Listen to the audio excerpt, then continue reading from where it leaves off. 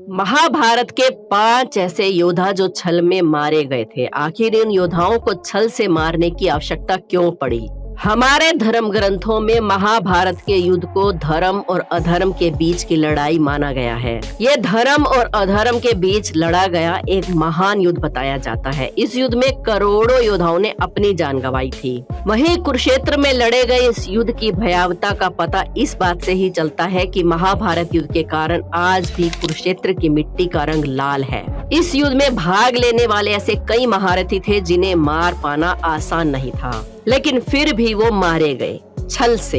तो चलिए अब शुरू करते हैं काउंटडाउन, जानते हैं आखिर वो कौन थे 5 योद्धा जिन्हें छल कपट से मारा गया इस युद्ध में। नमस्कार दोस्तों, आपका फिर से एक बार स्वागत है हमारे चैनल अनोखी दुनिया में। अगर अभी तक आपने हमारे चैनल को सब्सक्राइब नहीं किया है तो जल्दी से कर लीजिए और साथ वाली घंटी को प्रेस करना बिल्कुल भी ना भूलें।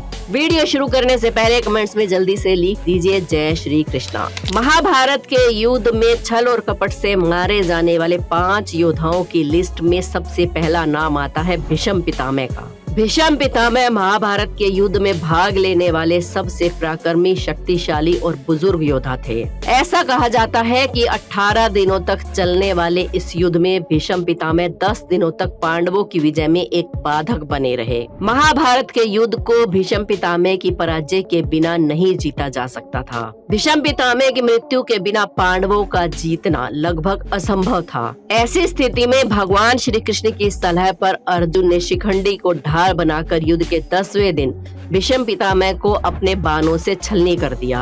इसके बाद भीष्म पितामह ने बाणों की शैया पर लेटे लेटे महाभारत युद्ध समाप्त होने के बाद अपने प्राणों को त्याग दिया। छल से मारे जाने वाले योद्धाओं की लिस्ट में अगला नंबर आता है गुरु द्रोणाचार्य का। कौरवों और पांडवों के गुरु द्रोणाचार्य को महाभारत के युद्ध में हरा पाना लगभग असंभव था। गुरु द्रोणाचार्य अपने पुत्र अश्वत्थामा से बहुत ज्यादा प्रेम करते थे।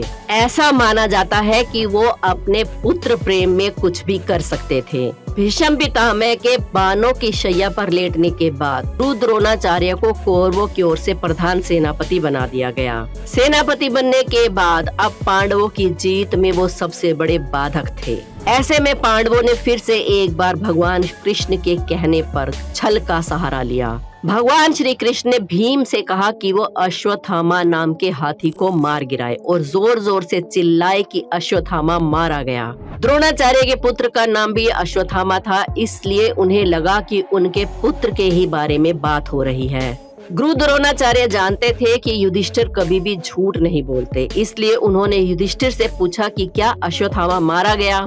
लेकिन युधिष्ठिर कह पाते कि अश्वत्थामा हाथी मारा गया है, आपके पुत्र की बात नहीं हो रही है। उससे पहले ही गुरु द्रोणाचार्य ने अपने शस्त्र त्याग दिए और मौका पाते ही धृष्टद्युम्न ने अपनी तलवार की सहायता से द्रोणाचार्य के सर को धड़ से अलग कर दिया।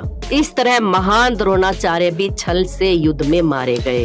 अगले योद्धा है जरासंध। जी हाँ, जरासंध को भी छल से ही मारा गया था। अर्जुन के पुत्र अभिमन्यु को मारने वालों में दुर्योधन के बहनोई जरासंध का नाम भी शामिल था। जरासंध को अपने पुत्र का हत्यारा मानकर अर्जुन ने प्रतिज्ञा ली थी कि अगले दिन सूर्य अस्त तक जरासंध को नहीं मार पाया तो आत्मदाह कर लूंगा। शाम होने वाली थी और अर्जुन के लिए जरासंध को मार पाना असंभव दिख रहा था, क्योंकि सभी कौरवों ने जरासंध को छिपा रखा था। ऐसे में भगवान श्री कृष्ण ने अपनी माया से सुदर्शन चक्र की सहायता लेकर सूर्य को ढक दिया, जिससे चारों तरफ अंधकार छा गया। ये देखकर जरासंध समेत कौरवों को लगा कि शाम हो गई है और युद्ध समाप्त हो गया है, क्योंकि उस समय में शाम होने के बाद यानी कि सूर्यास्त होने के बाद युद्ध नहीं किया जाता था। तो सब खुशी के मारे जरासंध को अर्जुन के सामने ले आए।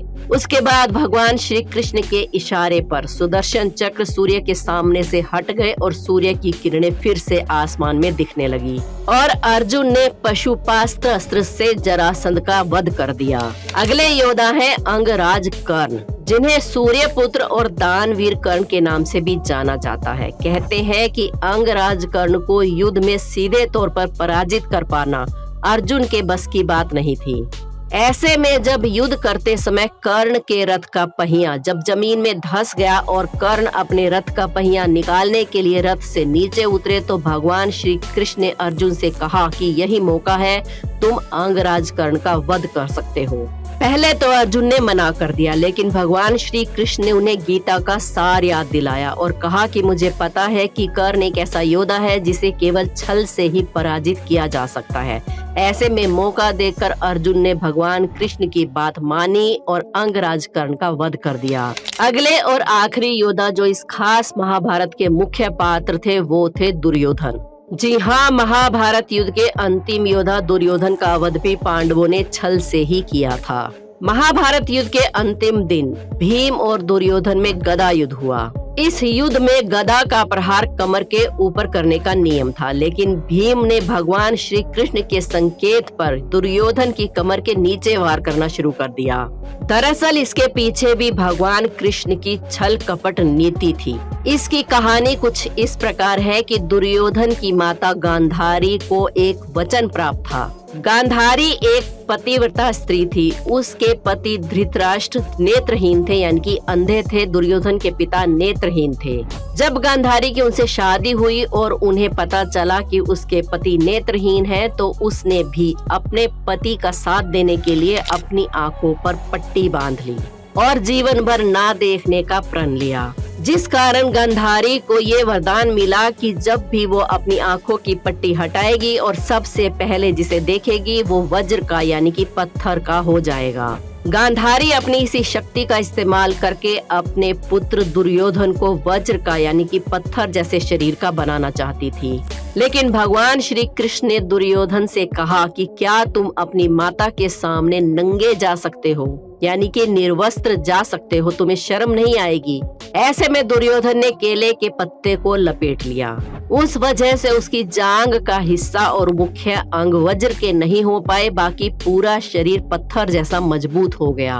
भगवान श्री कृष्ण का युद्ध के दौरान संकेत मिलते ही भीम ने उसकी जांग को तोड़ दिया, जिस वजह से दुर्योधन गंभीर रूप से घायल हो गया और इस तरह छल पूर्वक दुर्योधन का भी वध कर दिया गया। ये थे 5 ऐसे महारथी जिन्हें अगर छल से नहीं मारा जाता तो महाभारत का युद्ध पांडवों के लिए जीतना असंभव था।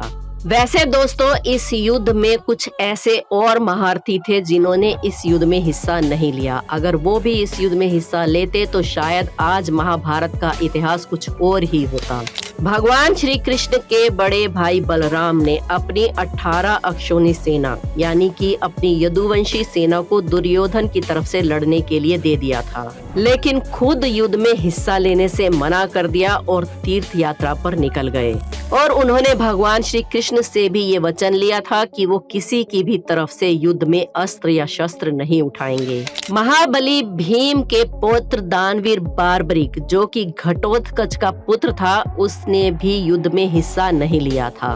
बार्बरिक बहुत शक्तिशाली था और वो महज 3 बाणों में ही पूरे कौरवों और पांडवों की सेना को समाप्त कर सकता था। भगवान कृष्ण ये बात जानते थे, इसलिए उन्होंने बार्बरिक को युद्ध में जाने से रोक लिया। और भी कई ऐसे योद्धा थे जिन्होंने इस युद्ध में हिस्सा नहीं लिया था। बार्बरिक, भगवान कृष्ण के बड़े भाई बलराम और बाकी योद्धाओं ने इस युद्ध में हिस्सा क्यों नहीं लिया था? अगर आप इस बारे में जानना चाहते हैं तो हमें कमेंट्स में जरूर बताएं। हम इस पर आपके लिए एक वीडियो जरूर लाएंगे।